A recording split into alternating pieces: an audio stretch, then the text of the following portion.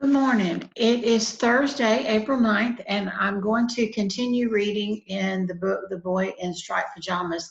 This is going to be page 11, chapter 2. We're going to just read this chapter together if you want to follow along with me in your book. Remember, yesterday, a 9-year-old boy, Bruno, who lived in Berlin, had come home and found that the maid was packing his things. And in his conversation with his mother, he found that he is going to be moving out of his city and away from his friends, and he's not real happy about that. So let's take a look at page 11, chapter 2, the new house, and you can read along with me. When he first saw their new house, Bruno's eyes opened wide and his mouth made the shape of an O and his arms stretched out at the sides once again.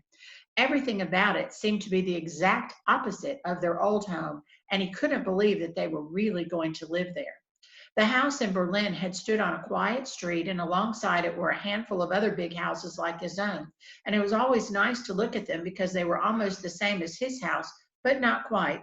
And other boys lived in them who he played with, if they were his friends, or steered clear of, if they were trouble. The new house, however, stood all on its own in an empty, desolate place where there were no other houses anywhere to be seen, which meant that there would be no other families around and no other boys to play with, neither friends nor trouble.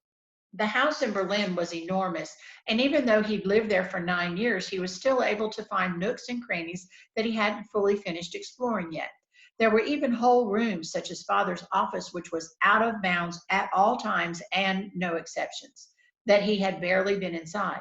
However, the new house had only 3 floors, a top floor where all 3 bedrooms were, and only one bathroom, a ground floor with a kitchen, a dining room, and a new office for Father, which he presumed had the same restrictions as the old one, and a basement where the servants slept.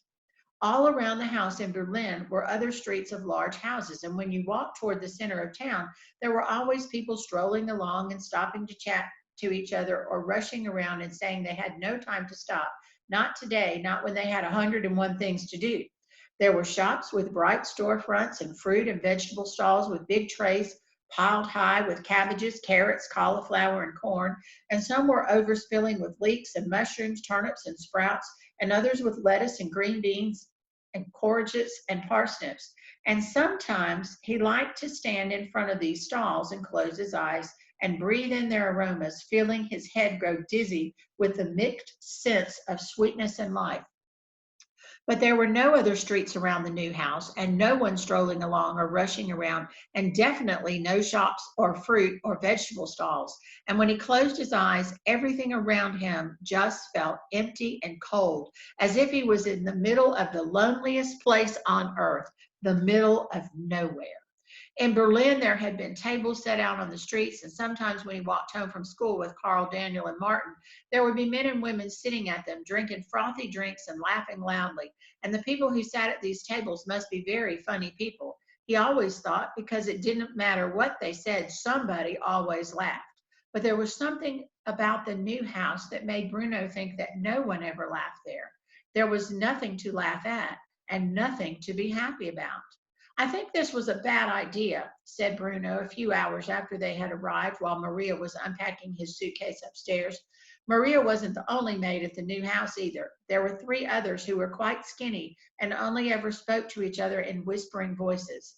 There was an old man, too, who, he was told, was there to prepare the vegetables every day and wait on them at the dinner table, and who looked very unhappy, but also a little angry. We don't have the luxury of thinking, said Mother, opening a box that contained a set of 64 glasses that Grandfather and Grandmother had given her when she married Father. Some people make all the decisions for us. Bruno didn't know what she meant by that, so he pretended that she'd never said it at all. I think this was a bad idea, he repeated. I think the best thing to do would be forget all about this and just go back home. We could chalk it up to experience, he added, a phrase he had learned recently and was determined to use as often as possible. Mother smiled and put the glasses down carefully on the table. I have another phrase for you, she said. It's that we have to make the best of a bad situation. Well, I don't know what we I don't know that we do, said Bruno. I think you should just tell Father that you've changed your mind, and well, if we have to stay here for the rest of the day and have dinner here this evening and sleep here tonight because we're all tired, then that's all right. But we should probably get up early in the morning if we're to make it back to Berlin by tea time tomorrow. Mother sighed. Bruno, why don't you just go upstairs and help Maria unpack? She asked. But there's no point unpacking if we're only going to. Bruno, just do it, please, snapped Mother, because apparently it was all right if she interrupted him, but it didn't work the other way around. We're here. We've arrived. This is our home for the foreseeable future, and we just have to make the best of things. Do you understand me? He didn't understand what the foreseeable future meant and told her so. It means that this is where we live now, Bruno, said Mother, and that's an end to it. Bruno had a pain in his stomach and he could feel something growling inside him, something that when it worked its way up from the lowest depths inside him to the outside world would either make him shout and scream that the whole thing was wrong and unfair and a big mistake for which somebody would pay one of these days, or just make him burst into tears instead. He couldn't understand how this had all come about. One day he was perfectly content playing at home, having three best friends for life, sliding down banisters, trying to stand on his tiptoes to see right across Berlin. And now he was stuck here in this cold, nasty house with three whispering maids and a waiter who was both unhappy and angry, where no one looked as if anyone could ever be cheerful again. Bruno, I want you to go upstairs and unpack, and I want you to do it now, said Mother in an unfriendly voice. And he knew that she meant business, so he turned around and marched away without another word. He could feel tears springing up behind his eyes, but he was determined that he wouldn't allow them to appear. He went upstairs and turned slowly around in a full circle, hoping he might find a small door or cubbyhole where a decent amount of exploration could eventually be done. But there wasn't one. On his floor, there were just four doors, two on either side facing each other. A door to his room, a door into Gretel's room, a door into Mother and Father's room, and a door into the bathroom. This isn't home, and it never will be, he muttered under his breath as he went through his own door to find all his clothes scattered on the bed and boxes of toys and books not even unpacked yet. It was obvious that Maria did not have her priorities right. Mother sent me to help, he said quietly, and Maria nodded and pointed towards a big bag that contained all his socks and vests and underpants. If you sort that lot out, you could put them in the chest of drawers over there, she said, pointing towards an ugly chest that stood across the room beside a mirror that was covered in dust. Bruno sighed and opened the bag. It was full to the brim with his underwear, and he wanted nothing more than to crawl inside it and hope that when he climbed out again, he'd have woken up and be back home again. What do you think of all this, Maria? He asked after a long silence, because he always liked Maria and felt as if she was one of the family, even though Father said she was just a maid and an overpaid one at that. All what? She asked. This, he said, as if it was the most obvious thing in the world. Coming to a place like this, don't you think we've made a big mistake? That's not for me to say, Master Bruno, said Maria. Your mother has explained to you about your father's job and, oh, I'm tired of hearing about father's job, said Bruno, interrupting her. That's all we ever hear about. If you ask me, father's job this, father's job that, well, if father's job means that we have to move away from our house and the sliding banister and my three best friends for life, then I think father should think twice about his job, don't you? Just at that moment, there was a creak outside the hallway, and Bruno looked up to see the door of Mother and Father's room opening slightly. He froze, unable to move for a moment. Mother was still downstairs, which meant that Father was in there, and he might have heard everything that Bruno had just said. He watched the door, hardly daring to breathe, wondering whether Father might come through it and take him downstairs for a serious talking to. The door opened wider and Bruno stepped back as a figure appeared, but it wasn't Father. It was a much younger man and not as tall as Father either, but he wore the same type of uniform, only without as many decorations on it. He looked very serious and his cap was secured tightly on his head. Around his temples, Bruno could see that he had very blonde hair, an almost unnatural shade of yellow.